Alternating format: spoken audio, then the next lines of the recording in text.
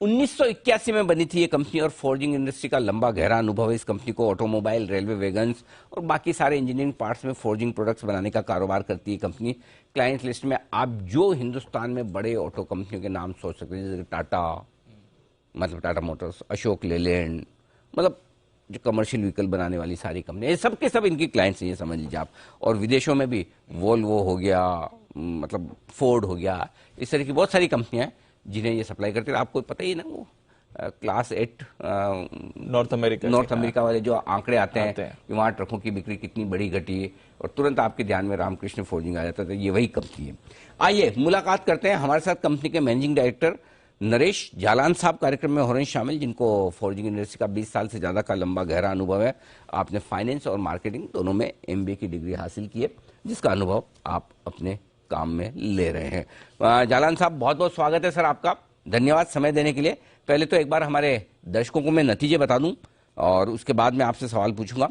तो दूसरी तिमाही के जो नतीजे आए हैं, मैं साल दर साल आपको बता रहा हूं। आय 42% बढ़कर आई पिछले साल इसी तिमाही में, 824 करोड़ पहुंच गई। अब कामकाजी मुनाफा जबरदस्त 34% उछला है, 175 करोड़ पहुंचा है।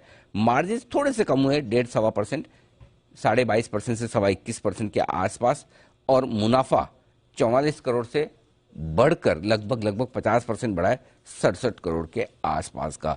ये है कंपनी के जबरदस्त ग्रोथ के आंकड़े इस वक्त आते हुए दिख रहे हैं। तो पहले तो सर बधाई दमदार नतीजों के पीछे। अब पहला सवाल रेवेन्यू पे ही लेता हूं सर। ये जो ग्रोथ आई है अच्छी खासी 42% की, कहां से ज्यादा आ रही है? क्योंकि आपका कारोबार तो दोनों जगह है, हमारे यहाँ हिंदुस्तान में भी है और बाहर भी है, तो ज्यादा अच्छे मार्केट कौन से हैं आपके लिए इस वक्त? ये दोनों ही मार्केट हम लोग के लिए अच्छा है। डोमेस्टिक मार्केट भी बहुत अच्छा कर रहा है एंड एक्सपोर्ट मार्केट में भी डिमांड बहुत अच्छा है। और अगर आप देखिए तो क्वार्टर ऑन क्वार्टर एक्सपोर्ट में हम लोग का डिमांड ट्रैक्शन काफी बड़ा है, और इसलिए टॉप लाइन एक्सपोर्ट से ज्यादा बेहतर हुई है। कई बार कहते हैं ना कि कमर्शियल व्हीकल की सेल से आपको इकोनॉमी की सेहत का पता चल जाता है कि कितनी गाड़ियां बिक रही है, ट्रक्स वगैरह ये है ना। सो ये अमेरिका में आप कह रहे हैं डिमांड अच्छी है, तो ये जो वहां पे हमें बार बार डराते हैं कि रेसेशन होने वाला है, मंदी आने वाली है, ऐसा कोई आपको संकेत दिख रहे हैं? नहीं, हम लोगों को तो ऐसा कोई संकेत नहीं दिख रहा है। अमेरिका में भी और यूरोप में, दोनों जगह। अच्छा, एक तो क्या है, वहां पर एनर्जी कॉस्ट इतनी हाई होने के कारण local domestic industry in India, उसको ज्यादा प्रोत्साहन मिल रहा है एक्सपोर्ट्स के लिए। और वहाँ की लोकल इंडस्ट्रीज की प्रोडक्शन, बिकॉज एनर्जी प्राइसेस इतनी हाई है, तो वहाँ डाउन हो रखा है, तो इसलिए हम लोग को ज्यादा लीव निकला है। अच्छा, ये बड़ी इंटरेस्टिंग चीज बताई आपने कि जो एनर्जी के दाम बढ़ गए हैं, गैस के और बाकी सारे एनर्जी प्रोडक्ट्स के, तो अगर वो वहां बनाते हैं उनकी कॉस्ट बहुत ज्यादा आ रही है, इसलिए वो इम्पोर्ट कर रहे हैं। तो क्या सर फिर ऐसे में अगर नेचुरल गैस वगैरह के दाम थोड़े कम भी होने लगे हैं, अगर इनके दाम अगर कम हो गए, तो फिर क्या आपकी डिमांड कम होगी सर? नहीं, एक्चुअली क्या है, ये सब लॉन्ग टर्म एक बार कॉन्ट्रैक्ट्स हो जाते हैं, तो 3 साल 5 साल जो कॉन्ट्रैक्ट्स हो जाते हैं, तो उसके बाद ये उतने ही पीरियड में चेंज नहीं हो सकता है। उसके बाद में भले ही जो कमोडिटी प्राइसेस वगैरह रहेंगे उसके हिसाब से देखा जाएगा। ओके, जो सर मेरे पास इंफॉर्मेशन है कि आपको ये क्लास 8 ट्रक वाली जो है ऑर्डर्स रिकॉर्ड साइज का मिला है, 56,000 यूनिट्स के आसपास का, क्या ये सही है? और अगर हाँ तो फिर एक बार इसके बारे में भी बताएं, और साथ ही ऑर्डर बुक आपकी कैसे दिख रही, थोड़ा आउटलुक भी बताएं सर। 56,000 जो दिख रहा है, that is total class 8 orders हुए हैं ट्रक मैन्युफैक्चरर्स को वहां पर। मेरे को उसमें पोर्शन ऑफ ऑर्डर वहां के ओईएम से आएगा, बट एग्जैक्टली अभी क्या आएगा वो सब नेक्स्ट ईयर के बिल्ड रेट के लिए है, एक साल के लिए नहीं है।